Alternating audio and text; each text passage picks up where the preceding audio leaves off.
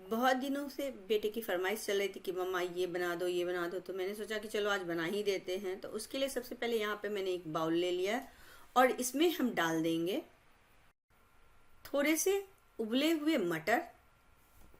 ये डालने से बहुत ही अच्छा सा टेस्ट आता है। अगर आप मटर नहीं खाना पसंद करते हैं तो आप मटर स्किप कर सकते हैं, लेकिन यहाँ पे मैंने मटर लिया है, एक छोटी कटोरी ले लिया है और मटर उबला हुआ है, तो इसे हमें ऐसे से हाथों से मैश कर देना है।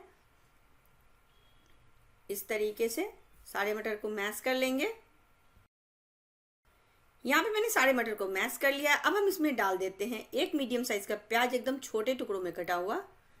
साथ ही यहाँ पे मैंने ले लिया है आधा गाजर, एकदम ये भी मैंने चॉपर में काट लिया है। या तो आप कद्दूकस कर सकते हैं या फिर छोटे छोटे जितने छोटे टुकड़े काट सकते हैं उतने छोटे टुकड़े काट ले। 2 हरी मिर्ची, अगर आप हरी मिर्ची नहीं खाना पसंद करते तो स्किप कर ले। साथ ही हम ले लेंगे इसमें धनिया पत्ती ढेर सारा। अब हम ले लेंगे 5 मीडियम साइज के उबले हुए आलू। इसे उबाल के मैंने ठंडा कर लिया है। इस रेसिपी के लिए आप आलू को पहले से उबाल के रख सकते हैं और जब भी बनाने का मन करे तो आप फटाफट से इसे बना सकते हैं।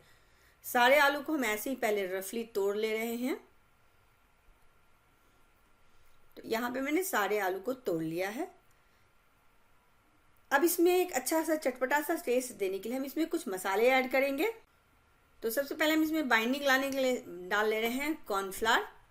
अगर आपके पास कॉर्नफ्लावर नहीं है तो आप यहाँ पे मैदे का भी यूज़ कर सकते हैं।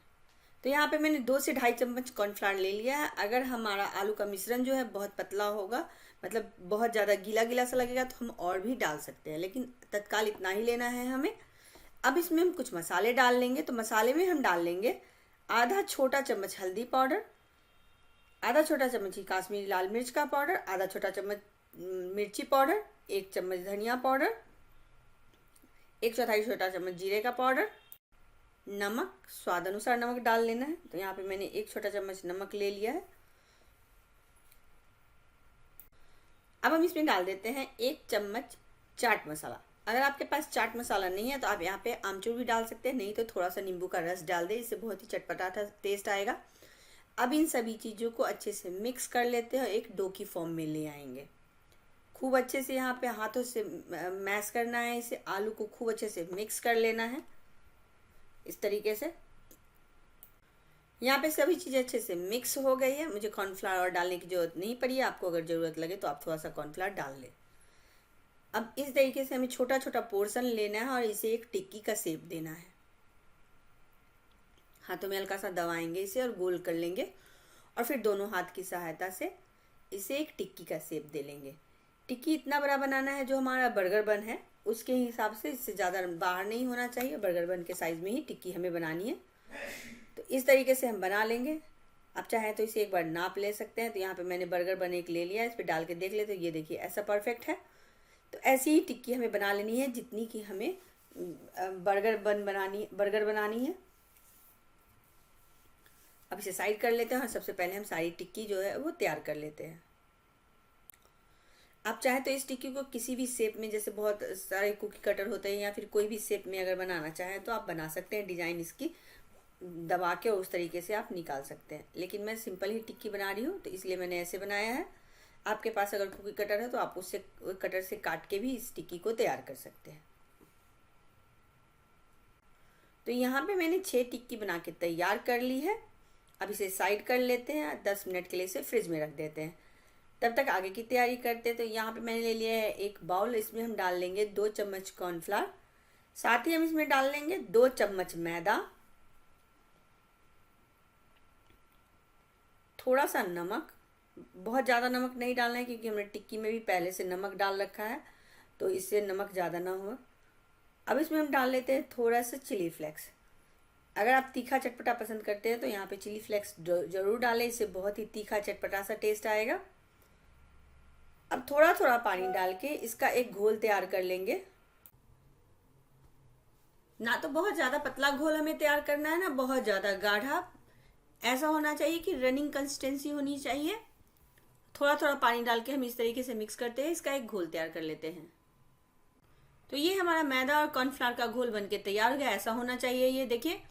अब इसे हम साइड कर लेते हैं और यहाँ पे मैंने ले लिया है 2 ब्रेड को मैंने ऐसे ही मिक्सी में ग्राइंड कर लिया है। तो ये हमारा ब्रेड क्रम्स बन के तैयार हो गया। अब इसे साइड कर लेते हैं। अब आगे की और तैयारी कर लेते हैं। तो यहाँ पे मैंने ले लिया है एक कटोरी, इसमें हम डाल लेंगे 2 से 3 चम्मच मेयोनीज। साथ ही हम इसमें डाल लेंगे टमाटो केचप। 2 चम्मच टमाटो केचप लेना है। अगर आप तीखा पसंद करते हैं तो आप थोड़ा सा और कम ही ले ले, 1 ही चम्मच ले ले।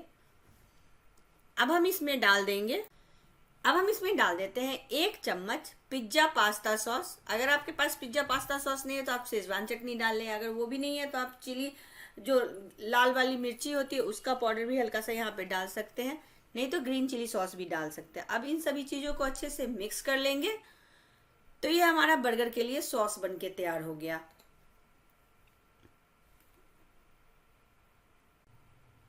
तो सभी चीज़ें हमारी तैयार हो गई, सॉस तैयार हो गया है, टिक्की तैयार हो गया है। तो अब हमें टिक्की फ्राई करना है। आप चाहे तो टिक्की को सैलो फ्राई भी कर सकते हैं या फिर डीप फ्राई भी कर सकते हैं। तो यहाँ पे हम एक टिक्की ले लेंगे और इसे हम जो घोल तैयार करके रखा है इसमें डाल देंगे। एक बार अच्छे से घोल को मिक्स कर लेंगे जिससे कि मैदा और कॉर्नफ्लोर नीचे जमा ना रह जाए। इस तरीके से हमें कोट कर लेना है टिक्की पे घोल को। यहां से निकाल के फिर हमें इसे ब्रेड क्रम्ब में कोट करना है। आप चाहे तो मैदा और कॉर्नफ्लावर के घोल में बिना कोट किए सिर्फ ब्रेड क्रम्ब्स के घोल में ही कोट करके आप इस टिक्की को बना सकते हैं। अच्छे से हर तरफ से हम लगा लेंगे ब्रेड क्रम्ब। इस तरीके से हमें सारी टिक्की बनाते हुए और फ्राई करते चली जानी है। तो फ्राई करने के लिए हम यहाँ पे ले लेंगे तेल और तेल को अच्छे से गर्म कर लेंगे। तो तेल यहाँ पे मैंने पहले से अच्छे से गर्म करने के लिए चढ़ा रखा है। अब जब तेल गर्म हो जाए तब जो हमने टिक्की तैयार करके रखी है वो इसमें डालेंगे। साथ ही दूसरी टिक्की भी ऐसे ही इसमें डालते चले जाएंगे।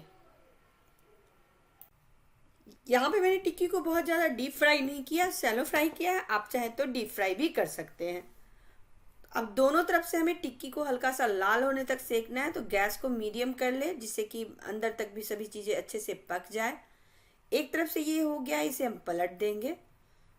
तो उलट पलट करते हुए हमें दोनों तरफ से इसे अच्छा सा लाल होने तक, क्रिस्पी होने तक सेक लेना है।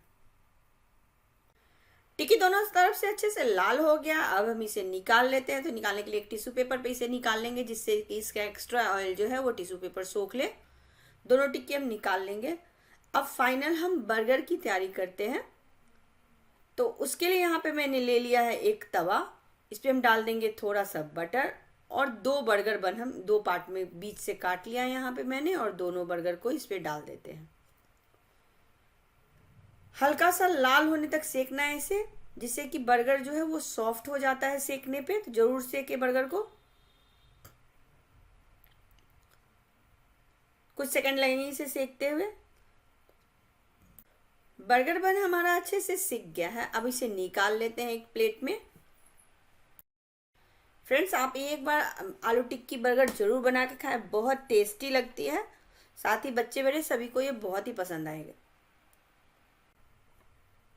ये देखिए इस तरीके से होना चाहिए। तो फाइनली हमारा बर्गर बन भी सिक गया है।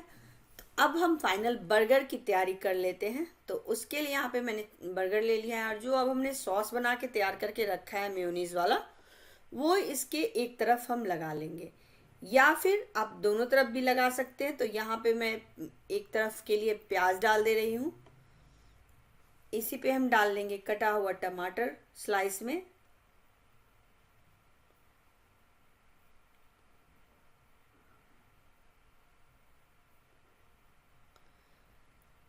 अब दूसरी साइड पे हम जो सॉस हमने बनाया था वो लगा लेंगे। आप चाहें तो पहले इस बर्गर चारों बर्गर बन पे आप पहले सॉस लगा ले, उसके बाद प्याज और टमाटर को डालें। यहाँ पे मैं टिक्की लगाना भूल गई थी, तो अभी मुझे याद आएगा कि मैंने टिक्की नहीं लगाई है। तो इस समय मुझे याद आ जाता है कि जहाँ मैंने टिक्की नहीं रखी है। तो फिर से मैं इस बर्गर बन को हटाती हूँ और इसके ऊपर जो हमने टिक्की तैयार करके रखा है वो डाल देंगे।